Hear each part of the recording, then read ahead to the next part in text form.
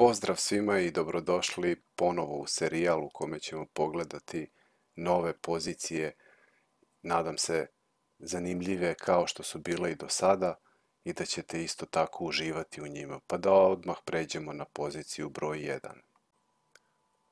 Ovo je pozicija iz meča odigranog 1902. godine između Popila i Marko.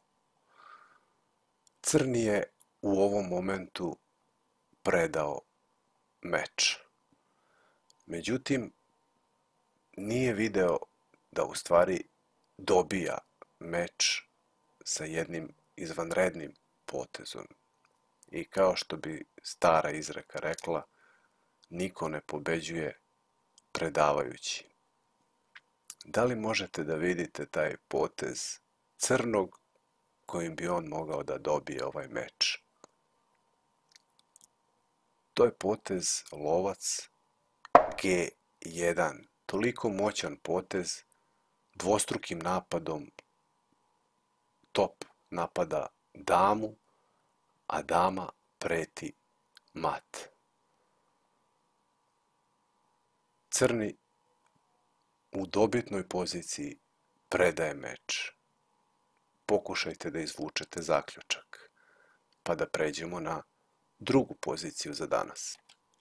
Pozicija broj 2 je u meč između Kolvica i Koha odigranog 1959. godine. Beli je ovaj meč dobio. I verovatno velika većina vas bi u ovoj situaciji povukla potez dama H6, preteći mat na G7. Crni to sprečava potezom top G8. Šta bi bilo sada najbolje za beloga ili da li vi imate neku ideju kako biste nastavili meč i dobili ga? Beli je odigrao skakač F3 sa pretnjom da dođe na G5 i onda dama H7 mat. Da li crni ovo može da spreči? Verovatno biste i vi rekli da, to je dama F8, nudeći razmenu dama. Pa sada ako skakač dođe na G5, on uzima damu.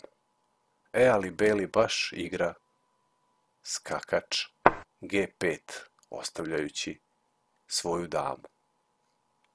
Nakon što crni uzme damu, skakač F7 mat. Nadam se da su vam se i ove pozicije svidele. Vidimo se uskoro i hvala vam na gledanju.